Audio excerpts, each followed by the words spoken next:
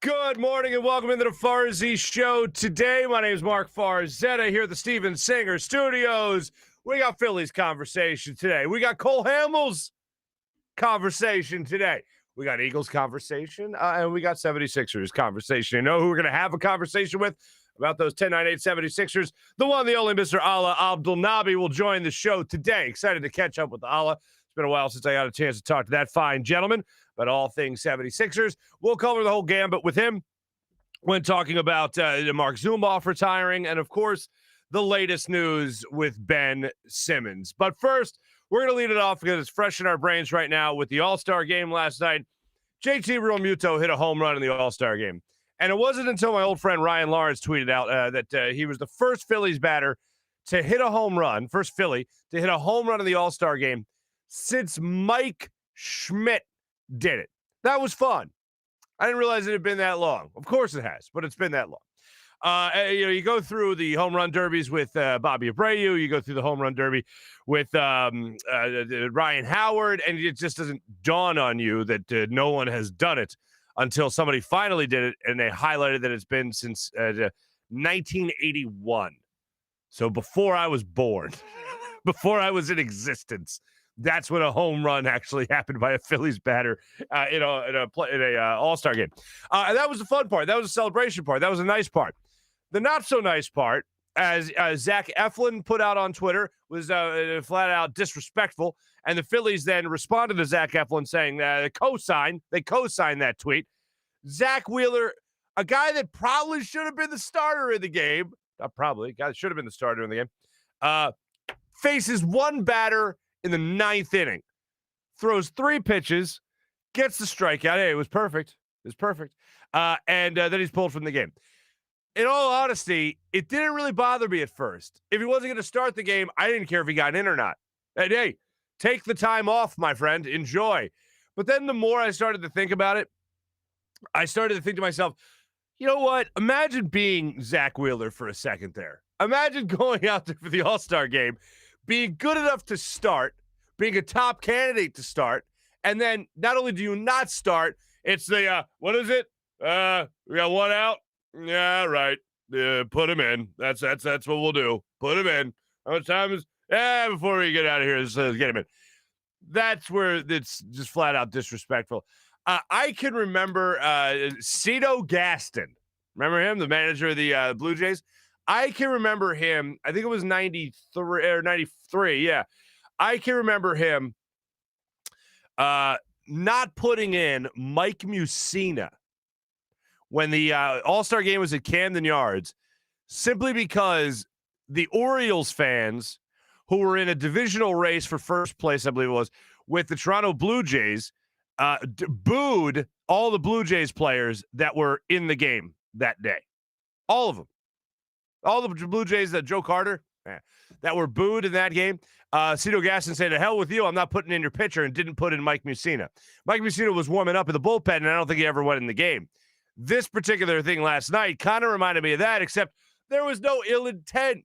I don't think there was any disrespect. I don't think there was anything that happened in Colorado with Zach Wheeler and anybody there that would warrant the disrespect that we saw about the man yesterday. But that's how they chose to play it out last night. Dave Roberts just decided not to bring him in until the last batter of the game. The disrespect. Zach Eflin, I'm with you. A lot of people will accuse us of disrespect in the city of Philadelphia. And last night we weren't the ones doing that. We've been accused of some disrespect when it comes to this Ben Simmons situation. And you know what? I'm going to rise above it. And I'm just going to call BS on all the things that we see regarding the disrespect that's out there right now regarding the Philadelphia the fans. Danny Green obviously talked about it. Seth Curry talked about it recently in the media. And we'll get into that a little bit more with Alaa Abdelnaby. But right now, you see two reports come out yesterday surrounding the 76ers and possibly trading Ben Simmons. And I feel like until this happens, it's going to be the Bryce Harper story. That, is anything? Did the Phillies sign Bryce Harper? The Phillies sign Manny Machado? And every day something will come out that we'll read into it and we'll try to dissect exactly everything that could mean. Here's what I find fascinating. You have the story come out from Sham Charania, and I always try to say that man's name right, and I apologize for being an idiot. But he comes out with the story saying that the Sixers are fielding calls on Ben Simmons. Again, whenever I hear fielding calls, I hear, oh, a GM is doing his job. People are calling. People know. Where there's smoke, there's fire, and there's a lot of smoke surrounding Ben Simmons right now. So if I'm a team that could use a guy that's a Defensive Player of the Year candidate, an MVP, a guy that's got an MVP vote already, a 3-time All-Star, guess what I'm going to do? I'm going to make some phone calls. And I'm going to say, hey, so what's the deal here? Were you guys really putting them out there on the market? If so, I'm interested. Kicking the tires right now. So Sham puts a story out there that the Sixers are fielding calls for Ben Simmons. And so far, there's nothing from Sixers camp. And then I believe it was Mark Stein, formerly of ESPN, now of the Dallas Morning Call, I believe, puts out a story that the Sixers are willing to trade Ben Simmons, but pretty much Dame Lillard is the laser focus of the front office right now. So as far as I'm concerned, yeah, I'm on board with that. And to go back to Sham's story, the Sixers, according to him, the Sixers are willing to trade Ben Simmons for an all-star caliber player. Now, I hate that because if you want an all-star, you say you want an all-star. If you're willing to settle, you say you want an all-star caliber player. And when I think of an all-star caliber player, I think of Tobias Harris, a guy that hasn't been an all-star, but he's up there. He's been close. He's been close a couple of times. He was really close this past year. Doc Rivers making phone calls for him around the National Basketball Association to try to get him into the all-star game, and to no avail, unfortunately. But I have said and maintained, and you guys know if you've listened, if you've watched the show, you know that there's one open shut case that if I get this phone call, I'm making the trade, and that's Dame Lillard. That's why I'm hoping the Mark Stein report is more of the direction that we're going as a franchise, if you will. That's what I'm hoping is more accurate, because I'm not all about just unloading Ben Simmons and saying, well, this guy, it's not going to work out here, so he's gone. If I had to bet, being that it's been, half a day, 12 hours since we saw the Sham story come out, and it's been about that same amount of time since the Stein report came out as well. And then there's been no leak from the Sixers saying, oh, nothing to see here. There's no trade. We love Ben. We're still working with him on everything. And do the Sixers have to do that? No. But if two very credible reporters come out with stories talking about how not only are you fielding calls, but they're also talking about the price tag you have on Ben Simmons, then maybe something would leak out. I'm not saying there's going to be an official letterhead that's saying, hey, Sixers have this to say. We're not trading Ben Simmons. We're still working on him with his jump shot and everything. I'm not expecting that. How it works is, and most of you know this, you drop a little nugget to a trusted reporter friend of yours, and you say, hey, here's what we got going on. Yeah, we got a call or two, but we have no interest in trading Ben. There's been no counter report. There's been nothing to distract the viewing audience, the listening audience, the Sixers fans out there, to say, oh, no, just keep on moving. We got nothing to see over here. I maintain the stance I'm at right now. Nothing has changed that stance as far as what I'm willing to give up Ben Simmons, what will make me happy in Ben Simmons being gone and what they bring back. And there's one guy that will do it, and that's the shot creator. That's the scorer. That is Dame Lillard. Everybody else is a conversation, and everybody else, I'm sure, is coming up in those conversations when the 76ers are taking calls for Ben Simmons. And it's weird. Daryl Morey has responded to things in the past. I don't know where you guys come up with this stuff. He's talked about it in press conferences. He's tweeted about it even. I know he's combated Keith Pompey from the Inquirer in front of the show a couple of different times on reports that have been out there. There's been nothing so far. The only thing I've really seen from Daryl Morey is how great Matisse Thybulle is for Team Australia. That's about it. There hasn't been anything else that's come out surrounding Ben Simmons. Speaking of things that I'd really, really, really like to call BS on, and we'll get to this a little bit more in our Morning Rush segment. It's almost too easy to look at a first-year head coach, as you can right now with the Philadelphia Eagles, and look at Nick Sirianni with the way he's conducted his press conferences, with kind of how he carries himself as a high-energy guy that's just like, yeah, I'm just high energy. Just to excuse a lot of the things that I say. Just forget about it for a second here. I'm just real high energy. I really love everybody, right? and all that. It's easy to look at that guy and go, oh, that guy doesn't know what he's doing. A lot of people ripped him apart after his opening press conference. And my stance on Nick Sirianni has been, all right, I want to see him coach a football game. I want to see him put together a game plan. I want to see him call plays. But I'm not going to make fun of the guy, but I am going to have fun with him. And I still am holding out all judgment most judgment until I see him coach a game, call plays, design a game plan, all that stuff. But it's almost too easy to say, oh, guys aren't buying into this. Guys are losing to this guy. And you see on the NFL Network a story come out saying just that there are guys in the locker room that don't have faith in Nick Sirianni. Lane Johnson came out and vehemently denied that and said, all right, let's name the names. Who are the people out there saying what this guy's saying? Who are the people out there saying that they doubt Nick Sirianni? Because I can tell you on this very show, we interviewed Jason Kelsey about Nick Sirianni, and he said the same thing that a lot of other guys are saying, that they love the high energy, they love what he brings to the table, and he has a lot of guys buying in already. I always say that you could file a lot of things under, oh, well, what's he going to say? Is he going to tell you at a microphone to a camera that Nick Sirianni's losing the locker room already? He's never had it. Guys are doubting him. No, of course not. But when guys take that extra step, like Jason Kelsey did with us a couple of weeks ago when we were at the Athletes for Care golf outing, he just flat out told us that he liked what he was bringing to the table here in Philadelphia and took the next step saying that he's been high energy, a lot of fun, and guys are buying in. Like, taking the next step is really what the difference is. And then for this story to come out, and then Lane Johnson, a leader in the locker room, to come out as well and say, yeah, this is all BS. How could you say this about a guy who hasn't even coached a game yet, more or less? That makes me think, yeah, there's a lot of BS here. Maybe, and this is where, because again, where there's smoke, there's fire. What I went back to was Joe Flacco did an interview a couple of weeks ago with 6ABC. And he talked about Nick Sirianni and some of the weird stuff he'll do to kind of keep the locker room light, to keep guys competitive, to do, I don't know, keep guys interested, I guess. And Joe Flacco flat out called some of the exercises, the drills, whatever, that Nick Sirianni has the team doing corny. And he said that's part of it. And he goes, I've been on enough teams, this is Joe Flacco speaking, I've been on enough teams where that's just kind of what you do, where you got to keep guys interested. Sometimes you got to do corny things so that it's still like, yeah, this is stupid, this is corny, but we're all doing this together. And I know this is going to invoke an awful name and awful memories for people, but Chip Kelly, when he got here, guys bought in. They did it with an eye roll, but they bought in. And they won 10 games, back-to-back seasons. They made the playoffs the first year, as we all know.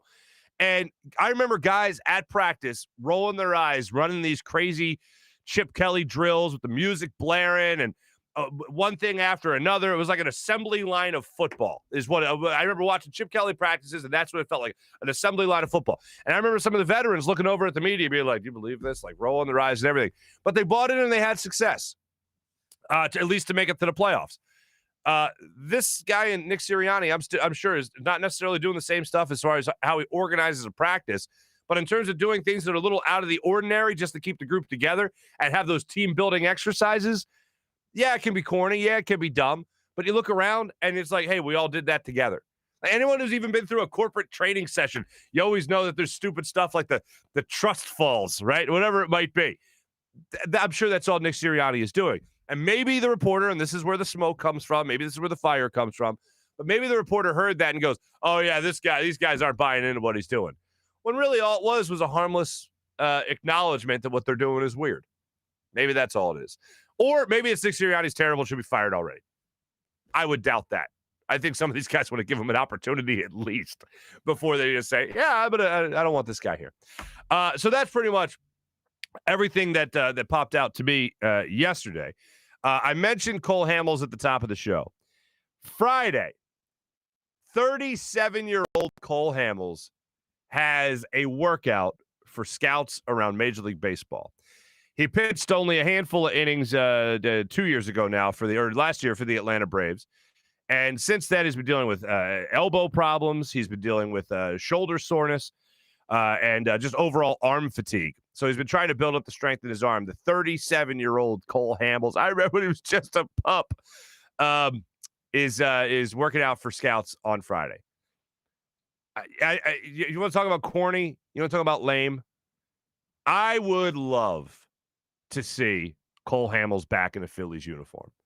Now, of course, I would love him back in a Phillies uniform that would help that uniform win more games. I'd love for him to try to work in as a fourth or fifth starter in this rotation. I'd love for him to be around a younger guy if he eventually gets a call up again, and Spencer Howard. I would love that. I'd love for him to be around Aaron Nola, who's not a spring chicken anymore, obviously, but still, I don't think it would ever hurt to have a World Series MVP, postseason MVP in the dugout, in the bullpen, getting ready for guys, getting ready with guys to attack the rest of the season.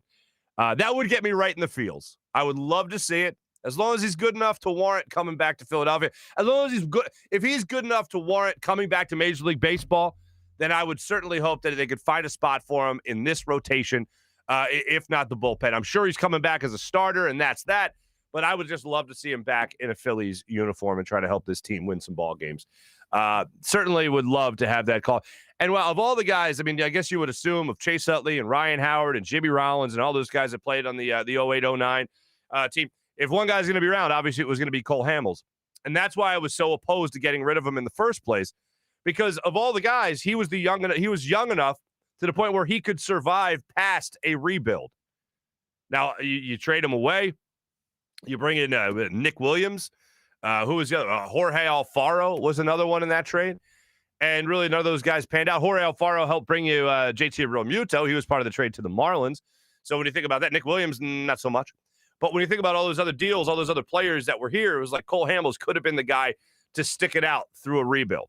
Turns out the rebuild was a lot longer than we anticipated, unfortunately. And now we're on, our third GM in that process? Second GM in this process. When it comes to this Phillies team, I'm just crossing my fingers that they do something special this year. And if they can get you in the feels with a Cole Hamels return, and he warrants it with talent and being good enough to return, then yeah, I'd love to see all that happen as soon as humanly possible. So the workout with Cole Hamels is on Friday. Let me tell you right now about my friend Steven Singer of Steven Singer Jewelers. He just wants to help everybody out in Philadelphia. That's why he puts everything at the perfect price every single day. No coupons, no sales. There's no promo code even in this advertisement that I'm telling you about right now. You know why? Because there are no sales, there's no discounts. It's just the perfect price every single time you walk in. So you don't have to go in there feeling like you got to negotiate. All you got to do is worry about what diamond ring you want to buy your beautiful soon-to-be fiance, or what beautiful piece of jewelry you want to buy that special someone in your life. Because at Steven Singer Jewelers, you just make an appointment, you go in, and they walk you through everything with their team of real jewelry experts. Real jewelers are there, standing by to help you out. I was in the area yesterday, popped in the store. It looks absolutely pristine. It looks beautiful. Everyone's there willing to help you out. I had a friend of mine over just yesterday, and he didn't even tell me, but he went to Steven Singer, and he goes, oh, yeah, by the way, boom, got the ring. And he got the ring he was looking for. And he got engaged, he got married during the pandemic and got his ring from Steven Singer of Steven Singer Jewelers. Do what I do. I tell all my friends, I tell you, our fine listeners and viewers of this program, go to Steven Singer of Steven Singer Jewelers, the other corner of 8th and Walnut, right in Philadelphia, or online at IHateStevenSinger.com, where you can always enjoy fast and free shipping. We're going to jump back now to the Ben Simmons conversation that is going on. I know a lot of people are talking about the trade. There's little nuggets that are going to be dropped, little breadcrumbs that are going to be dropped until something actually goes down. So you know what? This gentleman can talk on a couple of different things. One, he could talk about his broadcast partner, Mark Zumoff, calling it a career after 40-plus years of broadcasting, 27 as a play-by-play man of the 76ers. And he could also talk about, as a former player in the NBA of 5 seasons, Alaa Abdelnaby, can talk about Ben Simmons and what, really, if this is salvageable or not between the Sixers and Ben Simmons. And then, I didn't even realize this, but Alaa's got a brand new job to go along with his responsibilities as the color analyst of the 76ers. But I'll let him tell you about it. Without further ado, let's jump on the Rothman Orthopaedics guest line and talk to our good friend, Alaa Abdelnaby.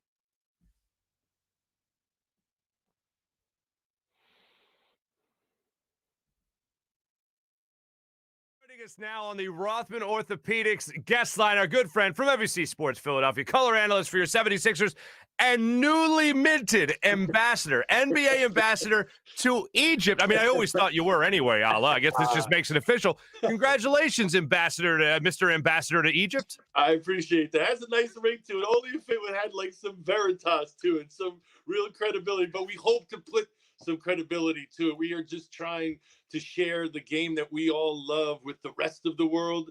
You know, Africa as a whole now is a growing contributor to the NBA talent base. And why not try to tap into that even more and perhaps change some soccer heads into some basketball heads over there. But I look forward to it. Egypt's a country with 105 million people. So maybe we could squeeze out a couple of basketball lovers out of it. I'm looking forward to the challenge. Oh, that's incredible. First off, just don't be too good at your job, because I already watched USA lose to Nigeria, lose to the Matisse Thybulle-led Aussies. Like, what's going on in the world, my friend? Well, that's what it is the rest of the world is catching up to us. And I think it's a compliment indirectly, because we have been so good and have left such an impression on the rest of the world years ago, starting with the Dream Team in '92, that people wanted to be like us.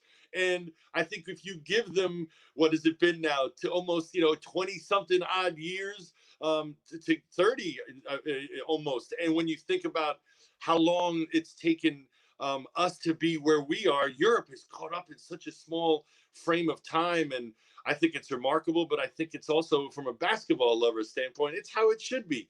We want the whole world to see what we see and enjoy what we enjoy. What am I looking at, Mr. Ambassador, when it comes to a flight to Egypt? What is it, like 9 hours? What is 12 and a half. 12 and a half? I'll That's still direct, go. too. If you can get it direct, you know what I mean? Because even when you have to connect even longer. Okay. Copy that. All right. Well, I'll make it over there eventually. I'm a history nerd, so I got to see the pyramids, my friend. All right. So you had some news dropped on you, and we certainly did as fans and people that just follow this. Your partner, Mark Zumoff, called it a career, 40-plus years, 27 play-by-play for your 76ers. The last handful with you, I mean, I was taken back by it. What's your reaction to the news of Zoo calling it a career? Well, I was worried about Philadelphia blaming me, because now, having to sit next to me would just prove to be too much for the man. And he had to call it a day. But listen, I honestly thought, and I think a lot of people, my bosses are included, I don't think this is, taking a leap and saying, I think he had more years in him. So it caught me off guard. But I do know that his lovely wife, Debbie, retired a couple years ago. And the idea that we were able to stay home this year, I think really appealed to him. I know I liked it. I enjoyed being home, on nights after games in my own bed. But I could also imagine a guy who loves his wife like he does, who wants to spend as much time with her as he does, perhaps, being pulled away from basketball, having done it at such a high level for so long. Let's go live the rest of our years together. I'm happy for him, because this business, we don't always get to leave on our own terms. So for him to be able to do that, he's more than deserving of that. And I'm happy for him, and I wish him all the best. But I'd be lying if I told you I'm not going to miss him.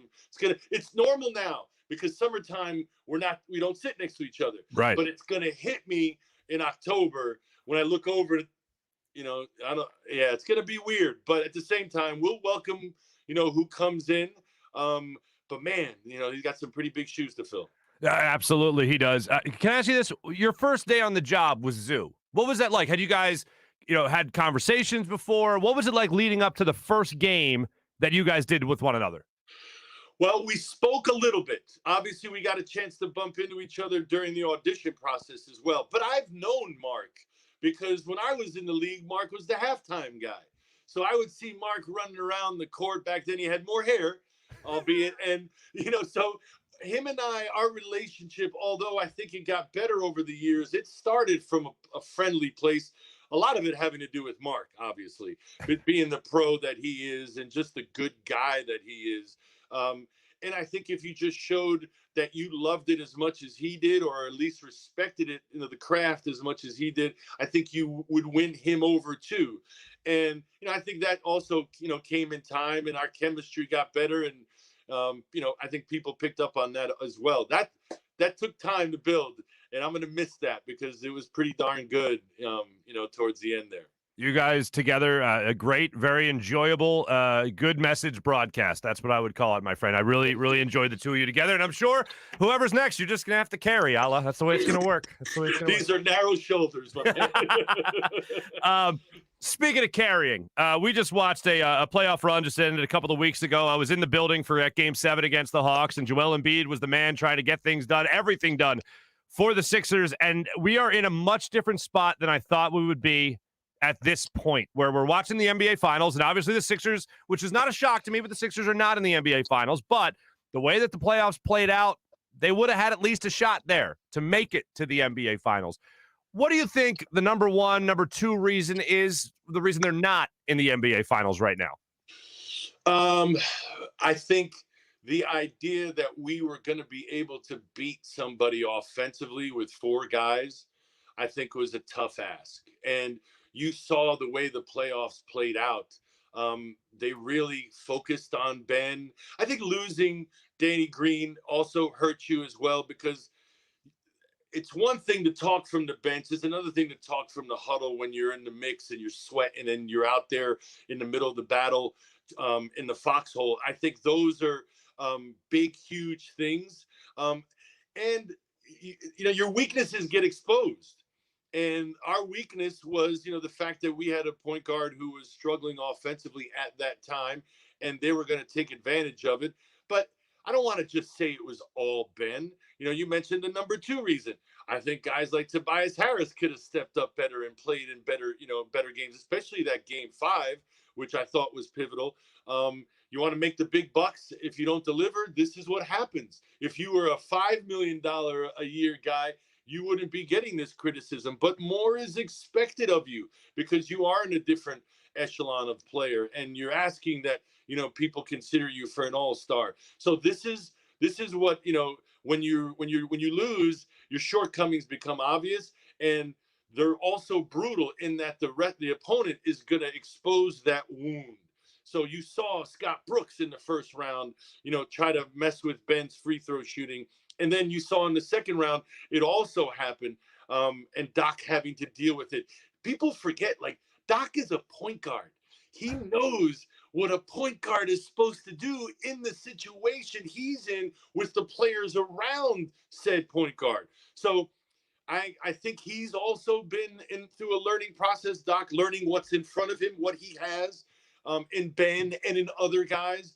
And I think now the 76ers, with that realization, I think it's time to perhaps address it. Okay.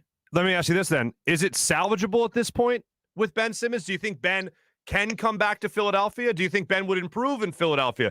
Is it salvageable, the relationship with the Sixers, the rest of the team, and Ben Simmons? I think the only way is if he comes back after having worked really, really hard on some of the things he needs to work on. I'm reminded of listening to the Lakers Celtics stuff from back in the day. Magic Johnson comes in the league. He gets 42 points and 17 rebounds in Philadelphia in Game 6. And he's on cloud 9, and he says, the thing I worked on all summer long, learning from what I learned my rookie year, was I had to come back and be a better free throw shooter because I had the ball in my hand. So if I wanted to be out on the floor with the ball in my hand, I had to shoot free throws better. And this is after winning a championship and being the man of the championship. He was finals MVP. He crushed on the road. Kareem didn't play. He could have easily just said, I'm good, but he didn't. And I think we need to see some improvement.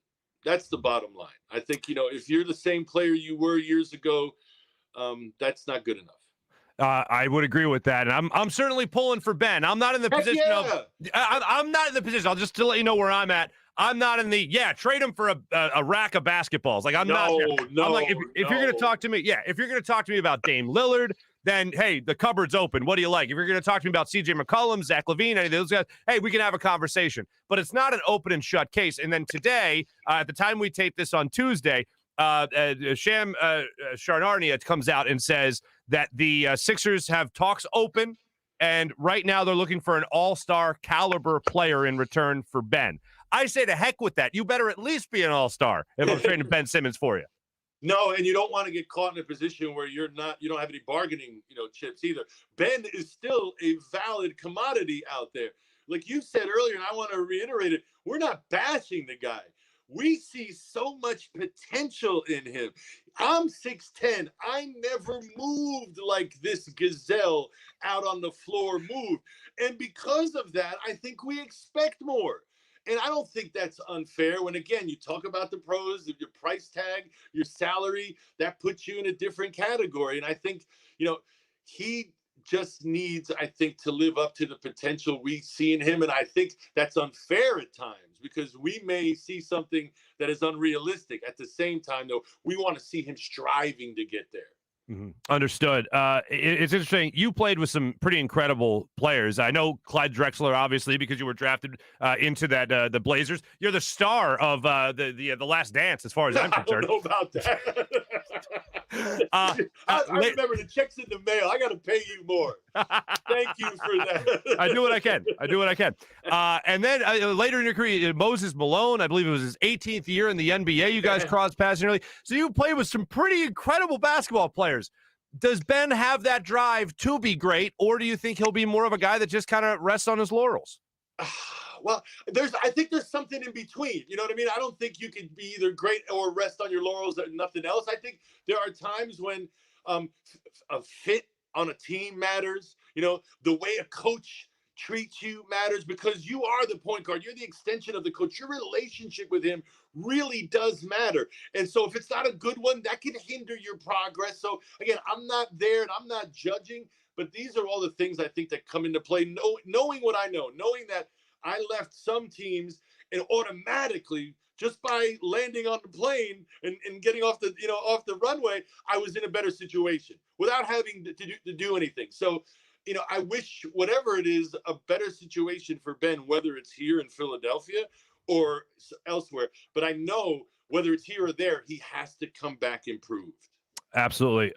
Mr. Ambassador, Alaa Abdelnaby, thanks for coming on the show. Joining us here on the Rothman Orthopaedics guest line. Seriously, great catching up with you, my friend. And good luck to everything you're the ambassador for. It can only flourish under your reign, my friend. You as well, my man. Thank you so much. Good to see you, Mark. Good to see you as well. Alaa Abdelnaby joining us here on the Rothman Orthopaedics guest line. I would like the title Mr. Ambassador. I don't know what I'd be ambassador to, but Mr. Ambassador. I would like that. I don't know what I'd be the ambassador to, but we can all have dreams. By the way, here's one improvement. I've been telling you. I don't know if I've been telling you. I think I've been telling you. We're going to be getting a new set soon. And we're waiting on a couple of things to come in with logo stuff and all that. But one of the things I'm going to have in a new set is a proper monitor, because when I do an interview, I'm down here. I can see the person here as our internet craps out for a second. I see the person here, but I don't see the person up here. I just see a camera up here. If I would have known Mark Zumhoff's cutout was right over the shoulder of Alaa Abdelnaby, I would have had some fun with that. And before we hit record, he's trying to find the right spot. So we sat in a couple different places because the lighting was weird. And sure enough, the last spot I just quickly glanced at and went, oh, yeah, that's good. So, damn it, missed so many opportunities right there. But how about that? Alaa Abdelnaby, Mr. Ambassador to Egypt for the NBA. By the way, it was good to see Team USA actually kick the arse of the Argentinians yesterday. So that was good. Little revenge game. 28-point win for them. I know I was going to get to it in the morning rush, but hell, I'm talking about the international game right now, so that's what's that. A lot of interesting stuff there from Alaa. I like that he didn't go with the, oh, absolutely, Ben's going to be back. He has to be back. They've invested so much in him already, $177 million deal. You don't give up on this kind of talent. No, Alaa totally gets it. It's going to be tough to bring Ben Simmons back in a situation like this. And I get it. I have been at about 60-40 that Ben Simmons comes back. the reports being out there and the Sixers saying nothing, no other counter report coming out, it has only bumped it to maybe 59% sure that he's coming back. But if they get the right deal, then yeah, he gone. I'm definitely open to it. But then again, for all the people that just want to focus on me defending Ben Simmons, I will say this. I was one of the people that would have traded Ben Simmons for James Harden. And people are like, oh, you can't do that. You just hate Ben Simmons. And I'm like, really? I hate Ben Simmons because I'd trade him for an MVP, a multi-time All-Star, whatever, 7-time All-Star, whatever, James Harden, 10-time All-Star James Harden, leading scoring champion. I hate Ben Simmons because that's who I'd trade him for. Yeah, no, that's not why. No. But yeah, I would damn right I'd trade him for Dame in a heartbeat. Anyway, thanks again to Mr. Ambassador Alaa Abdelnaby for jumping on the show there and having some fun conversations with us. Let me tell you about our friends there at Rothman Orthopaedics. That's right, Rothman Orthopaedics. Ladies and gentlemen, when you have an orthopedic issue, you need a physician who eats, sleeps, and breathes orthopedics. You need an exceptionally specialized Rothman Orthopaedics physician. They not only specialize in orthopedics, but each of their physicians only focuses in on one area of the body, which means you can have the confidence to get past pain and be what you were.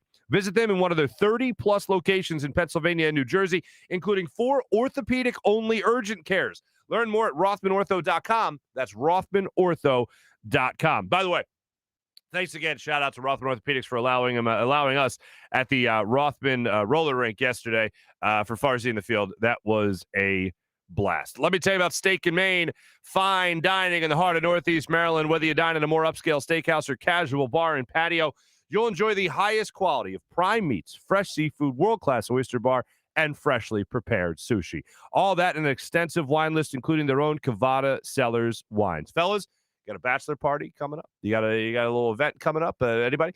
I'll tell you what they have that's great. Not only do they have the fine steakhouse, so you can dine and fine dining and all that. Not only do they have the nice bar, but in the back of the bar, they have a table. And I've told you about this before, a circular table. I think it seats like 8 to 12 people. You can spin the table. So let's say you're doing family style. Someone's got the mac and cheese over there. Someone's got a steak over there. Someone's got some sushi over there. Turn the table. And it comes around and around. So you don't have to pass plates around or anything like that. Oh, my goodness. It is fantastic. So you can take advantage of that as well at Steak and Maine. Open every day for lunch, dinner, and Sunday brunch. Steak and Maine in Northeast Maryland voted #1 place for steaks in America by the Travel Channel and the Cooking Channel. Check it out for yourself at steakandmaine.com for more information. How about our friends at PHLSportsNation.com? That's PHLSportsNation.com.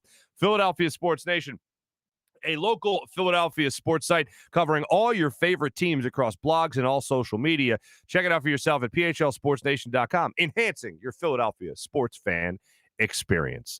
Also, want to tell you about our friends at FanUp. Download the FanUp app in the App Store and get 2,000 bonus points right out of the gate when you use promo code FANUP. Do what I do. Get in on all the action right now. Challenge your friends. Talk smack. You can make your own gentleman's bets and essentially put them in writing. You can also answer fun questions and rise on their leaderboard. And you can just win great brand prizes. You can win cash. You can win gift cards. You can win so much stuff because FanUp is the only site, is the only app where you can win real brand prizes for your sports knowledge. Do what I do. Download the FanUp app in the App Store. Get 2,000 bonus points to start you off. FanUp, just be fans. And FanUp, of course, brings us Farzy in the field each and every week. All right, I've been waiting to get to this. First off, before I do this,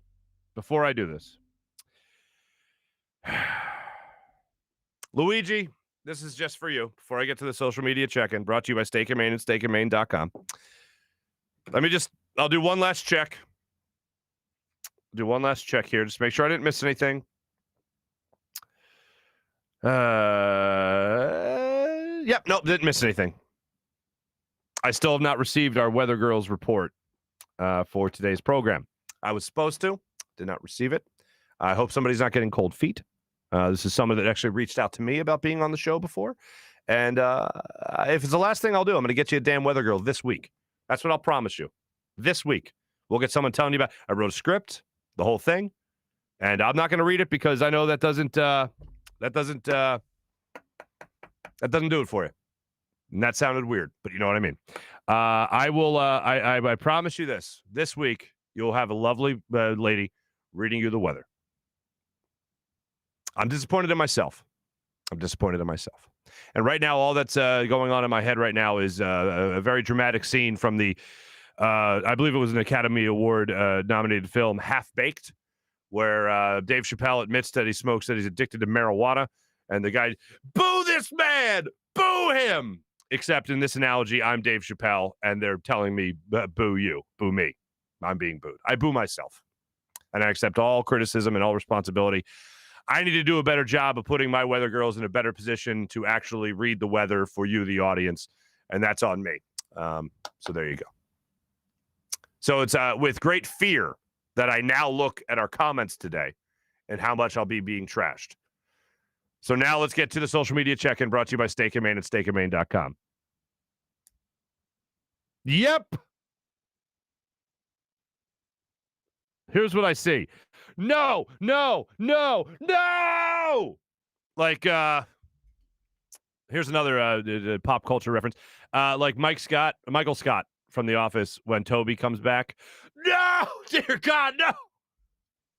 This is not a laughing matter. I have failed you as a host. And I will lose sleep over this. I will feel so much guilt.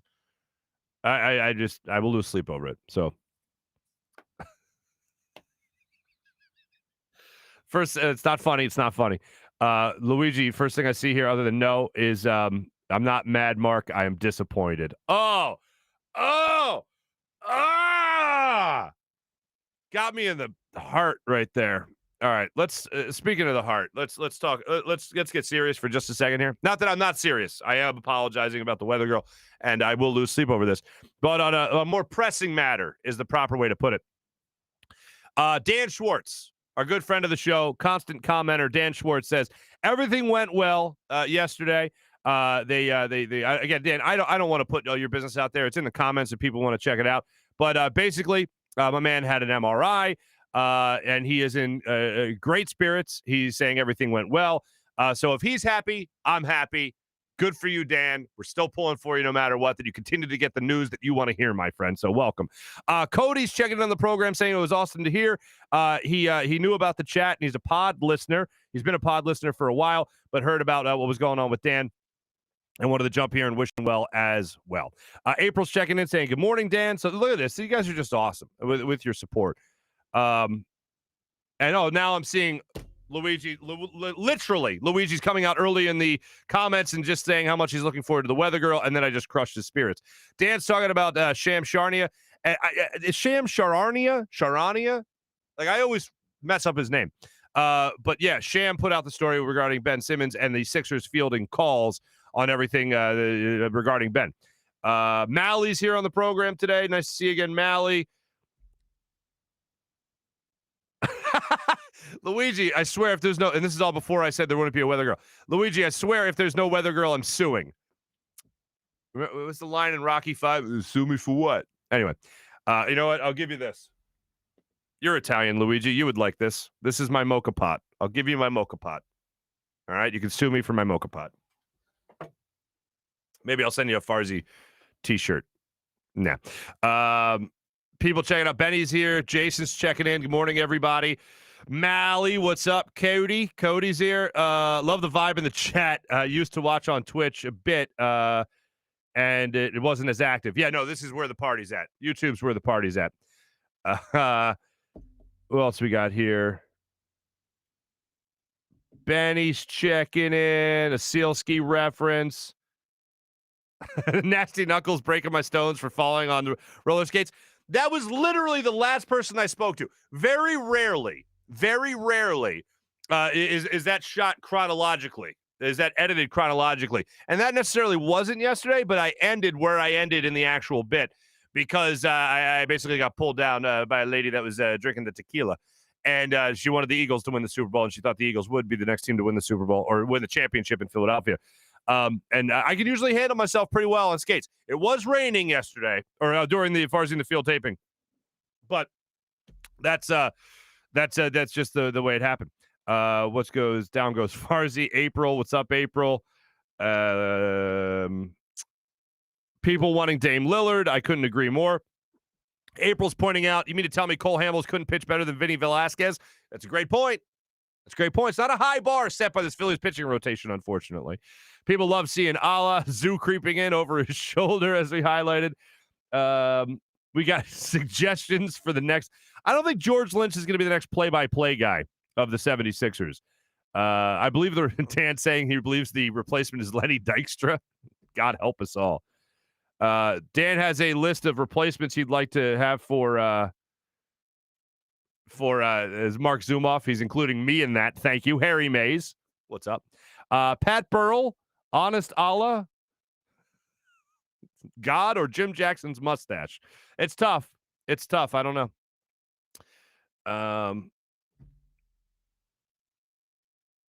Let's see. Oh, Dan, did you just call Mike Sealski Mike? What are you guys, besties now all of a sudden? Vince is here on the program. We all agree Farzy is a big pot guy, right? I don't think any of my college roommates watch the show or follow the chat, but let's just say they were really big pot guys. And to hear the accusations thrown my way, they would find hysterical. Here we go. Here's where I break the news about Noah Weather Girl because I'm a horrible human being. All I can say is I'm going to make it up to you. I'm going to make it up to you. I promise you we'll have a Weather Girl this week. If we don't, no, there is no if we don't. A promise is a promise. All right? Hold on. I'll check again. Maybe I received it now. Reload. Nope, still nothing. Let's see. Okay, so your roommates are potheads, and you're not. Thanks, everyone that checked in on the social media check-in, brought to you by Steak and Maine and steakandmaine.com. Let's get to our Morning Rush segment, brought to you by Sky Motorcars and SkyMotorcars.com, a car for every budget. Let's start off with this. Chris Bryant last night at the All-Star game almost came up with a huge hit for the National League All-Stars. First off, I will say this. Positive notes here. Positive note. I love that they started a couple of years ago the interaction, I believe it was 3 years ago, at the All-Star game with players being interviewed during the game. First off, I'm just glad that a couple of years ago they got away with one of the dumbest things ever in sports, which was having the All-Star game dictate the home team in the World Series. Oh, my God. So they got rid of that, and they started making the All-Star game just fun again, which it should be. So what they do is they mic up the players during the game, and they interview them and go back and forth with like Joe Buck and John Schmaltz and those guys in the booth. I love that feature. And last night they have Chris Bryant mic'd up of the Chicago Cubs, and he's talking about how he's playing all over the field for the Cubs. Third base, left field, right field, center field, all over the field. And Chris Bryant, in talking about it, is like giddy in talking about how much he loves playing around the field. He's like, I feel like a kid again. I like this. I really enjoy this because I never know where I'm going to play. I enjoy playing all the positions. And he said, my favorite position to play is probably center field because it's easier to read the bat right off the ball, or the ball right off the bat. You don't have to worry about different angles coming in at left field or right field. Everything's straight on for you in center field. So he said, center field's probably my favorite position. And I go, huh? What? Really? Because here's the thing. I don't know if you've been following this season, but the Phillies don't have a center fielder. And I know that Odubel Herrera is injured right now, but I've never been a big Odubel Herrera fan, first and foremost. I know he had a really hot month when he first came back up to the Major League Baseball. And since then, he's really cooled down. He's batting around 235, 240 right now, and he's hurt. If you get Chris Bryant, I will do cartwheels. You put Chris Bryant and Cole Hamels on this team. Let's go, Philadelphia Phillies. Let's party. Chris Bryant comes out last night and tells you basically you don't got to worry about any turmoil about him not playing third base. You can just put him out there in center field, and he'll be having he'll be out there all the live long day, having himself a great time. What's holding him back, Dave Dombrowski? Well, here's what's holding him back. Unfortunately, it's currency. It's I don't think Bryson Stott is getting that deal done. I don't think Alec Boehm is getting that deal done. Hey, stranger things have happened. Other teams will probably be able to offer a lot more than what the Phillies can offer. But if Chris Bryant has any say over it, which I'm sure he does, then maybe the Phillies stand somewhat of a chance. Stranger things have happened in acquiring talent in baseball. So let's hope this happens. Let's hope this happens. Phillies be warned. Mark says he'll do cartwheels if he gets Chris Bryant. Do not count on it. Thank you, Luigi. Much appreciated. The at least the cartwheels I know I can just produce for you. Wait, I'm like Creed in The Office? Luigi. Mi scusi. So anyway, that's what we got from the All-Star game last night. Chris Bryant says he loves playing center field, and that, of course, made me happy. I did something stupid yesterday. I looked at the schedule wrong. Game 4 of the NBA Finals is tonight, not last night. So anyway, tonight, 9 o'clock tip-off. We'll see if Giannis makes it 3 straight games with 40 points and 10-plus rebounds in the NBA Finals tonight. So we'll look at that. Finally, in our Morning Rush segment, I wanted to get this in here. I mentioned it earlier, but Lane Johnson started out the day yesterday by going on, I believe this was ESPN Get Up, and he was asked about Nick Sirianni as the new head coach of the football team. And this is what Lane Johnson had to say about Nick Sirianni. He's taken a great command of the team early on. I think what I appreciate about him most is he holds everybody accountable. So when we go to practice, it doesn't matter if you're a veteran, a rookie, first day. If you're making mistakes, he'll push you on the board and not to call you out, but really to kind of get you better. And I think what that shows, if he can do that with veterans, then the younger guys will come along as well. So that's been my impression early on. It's been a lot of fun and really a lot of energy. So.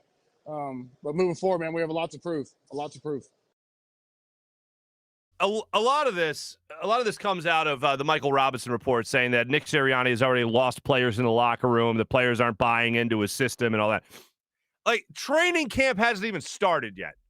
And my theory is that look, I hate accusing anyone of just making stuff up out of thin air, just appearing, a puff of smoke. Oh, this guy, let me just make this up. Throw this against the wall and see what sticks.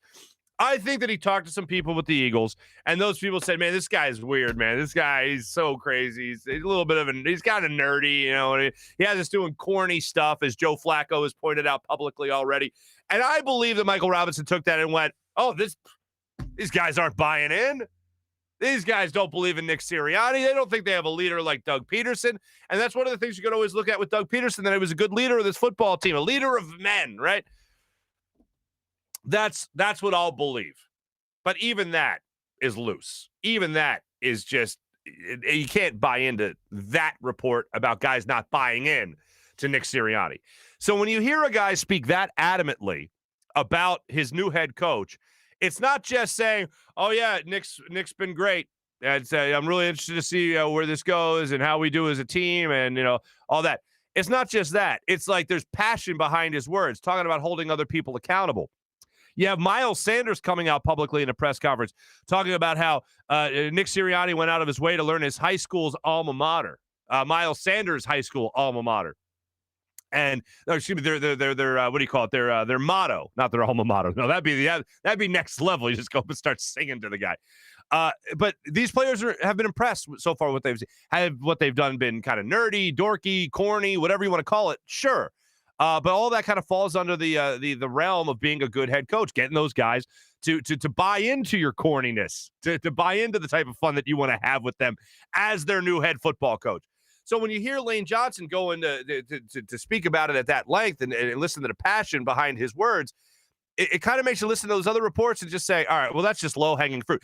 It's easy to get people from outside the market that probably aren't paying that much attention to it to buy into the idea that a first-year head coach whose only real headlines to this point are rock, paper, scissors, and a really bad introductory press conference, it's really easy to sell somebody across the country, hey, by the way, these guys aren't buying into it. So if you're a Cowboys fan, if you're a Giants fan, if you're a Washington football team fan, oh, man, the Eagles are going to be a laughingstock this year because Nick Sirianni already can't get these guys believing in his system and his coaching methods. Oh, man, have at it, rest of the NFC. I think that's an easier sell for people than, oh, no, these guys really like him. So I think that's kind of the direction this is going for a lot of people. And I don't think it's going to crash and burn. I think the Eagles are going to surprise the people this year. I think when you see Jalen Reagor and you see Devontae Smith and you see Miles Sanders out there, and you just keep this offensive line healthy with Jalen Hurts hopefully chucking the pigskin down the field, and Dallas Goedert obviously tight end, you have weapons. And in this league, it's all about offense. It's all about scoring touchdowns. You get to that end zone, you have a quick strike offense, they can make some noise in this league. I think they could. I honestly, my expectation for the Eagles right now, ahead of training camp, 2 weeks ahead of training camp, is that they compete for a wild card. That's where I am right now with the Philadelphia Eagles. And I think there are going to be stories that come out surrounding a first-year head coach that want to jump to conclusions that are easy to jump to. And I'm going to go ahead and look at those stories, and I'm not going to be a jerk, and I'm not going to say, forget about it, that's all made up. I'm going to say, all right, a couple of things leaked out. Maybe a reporter took them the wrong way before he presented them to a national audience, as Michael Robinson did. But the way I'm going to look at it is just saying, yeah, that's low-hanging fruit. It's easy to sell people on a head coach not getting the locker room to buy in after a Super Bowl winning coach was fired. It's kind of easy to sell that to somebody, but it shouldn't be easy to the local market. It shouldn't be easy to the fan base who follows us just a little bit closer than anybody else across the country. So that I will rest my case on when it comes to everything surrounding the Eagles and Nick Sirianni. So I'm going to keep my fingers crossed that all that is just BS. Finally, one last thing with the All-Star game that I mentioned earlier. I started on a positive note that I loved the interaction between a player getting interviewed and the booth and all that. I love that. I think that's great. The uniforms, man. Oh, my God. Hideous All-Star game uniforms. And I would love to have been in the room last night, or not last night, whenever the idea was brought up, because I can't remember any time they mic'd up the bullpen phone between the dugout, obviously, and the bullpen to say, hey, get me this guy. Hey, how's that guy doing? Is he warmed up and all that? Who was the guy in the meeting at the Major League Baseball that was like, wait, I know what we got to do here. All right, here's what we do. First off, here's my uniform idea. And they're like, great idea. They were ugly last night. And then that guy goes, wait, hold on. I got more brilliant ideas. Here's the brilliant idea, guys. The brilliant idea is we wiretap the bullpen phones, because you know what people really want? They want to hear a manager, a pitching coach, talk to the bullpen about guys coming in. And, like, in this day and age, could we get a better either bullpen phone or a better way to wiretap it? Because it sounded like everybody was in a tunnel last night. The idea to begin with was dumb, but if you're going to execute the idea, which I hope they do, you know what I mean? But if you're going to try to carry out the idea and actually make it come to fruition, wouldn't you have a little bit of a better sound quality? Is that weird? It was weird to me last night. It was, let's just put it this way. It seemed low budget, to say the least. It seemed low budget. Ladies and gentlemen, tomorrow, we're going to have a lot of fun with you. We're hoping some other things work out in the show. And as far as a guest we're trying to line up for you tomorrow, we still on our Hughes Day. I meant to mention this yesterday because I know I've mentioned it a couple of times. We're still trying to line up a surprise guest while Hugh Douglas is on with us. And that will hopefully come to fruition on Tuesday. So I'm crossing my fingers that we can actually make that happen. And I'm telling you, I'm going to make this happen this week. Hopefully tomorrow. And if not tomorrow, Friday, a weather girl. And I'm going to do that for the good people of the chat. And, of course, our friend Luigi. But in the meantime, I do want to end the show on this note. Dan, obviously, you've been a big supporter of the show. You've been a big supporter of me. You've been a big supporter of the comment section, of course. Couldn't be happier for you, my friend, that you got good news yesterday. I just wanted to say that one more time for anyone that missed it earlier in the program. Thanks for watching, everybody. Thanks for listening. My thanks to Jim Hyden, who produced the program.